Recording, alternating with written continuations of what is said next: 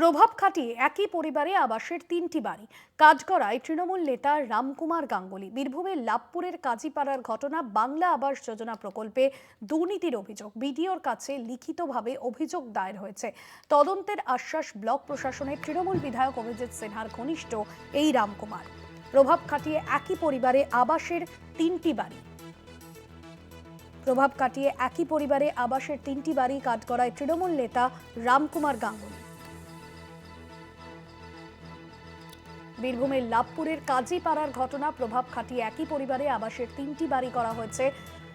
রামকুমার গাঙ্গুলির বিরুদ্ধেই অভিযোগ সামনে আসছে। তৃণমূল নেতা রামকুমার গাঙ্গুলির বিরুদ্ধেই অভিযোগ। বীরভূম লাভপুরের কাজীপাড়ার ঘটনা।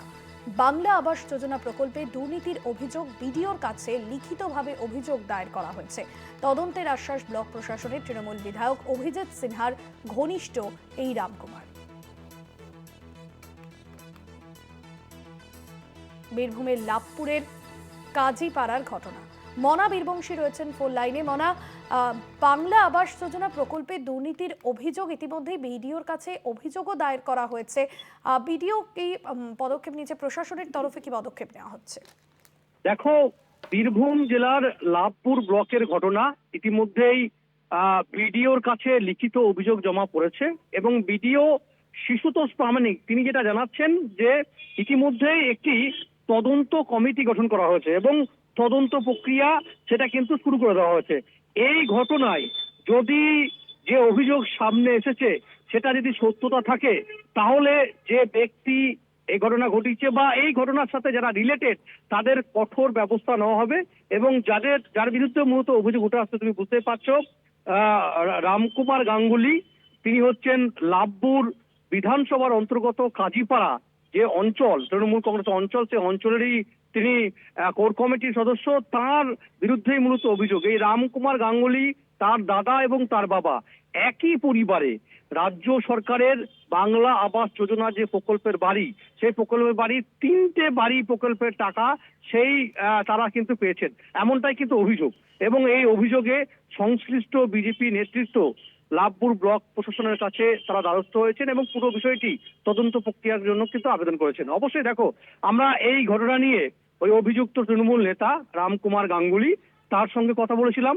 তিনি যেটা বলছেন যে যদি আমার বিরুদ্ধে যে বাড়ি প্রকল্পের বাড়ি আমরা নিয়েছি প্রভাব খাটিয়ে, যদি সেটা সত্যি হয়ে থাকে সেটা প্রশাসন তদন্ত করে দেখুক এবং দেখে যা ব্যবস্থা নেবে তিনি মাথা পেতে সেই গ্রহণ করবেন, তিনি কিন্তু এমনটাই বলছেন। তবে দেখো, নিঃসন্দেহে তুমি বুঝতে পারছো যেখানে রাজ্যের মুখ্যমন্ত্রী প্রশাসনিক প্রধান তিনি, যেখানে তৃণমূল কংগ্রেসের তরফ থেকে বারবার করে অভিযোগ করা হচ্ছে কেন্দ্রীয় সরকার যে বাংলা আবাস যোজনা প্রকল্পে যে টাকা দিচ্ছে না, রাজ্য সরকার যেখানে দিচ্ছে, ঠিক সে জায়গায় দাঁড়িয়ে যেখানে সরকার তৎপর স্বচ্ছতা বজায় রাখতে বলছেন, যারা অরিজিনালি পাওয়ার কথা প্রাপক, যাদের টাকা বাড়ি পাওয়ার কথা তারা পাক, সেটা সরকার চাইছে, সে জায়গায় দাঁড়িয়ে যে অভিযোগ সামনে এসছে লাভপুরের তৃণমূল কংগ্রেসের বিধায়ক অভিজিৎ সিনহা ঘনিষ্ঠ এই রামকুমার গাঙ্গুলি, তিনি নাকি তার দলগত, তিনি একজন নেতা সেখানকার এবং প্রভাবশালী, সেই প্রভাব খাটিয়ে তিনি কিন্তু তার পরিবারের একই পরিবারের তিনটি বাড়ি পেয়েছেন, এমনটাই কিন্তু অভিযোগ। এবং এই অভিযোগের সামনে আসতেই রীতিমতো চাঞ্চল্যকর পরিবেশ তৈরি হয়েছে।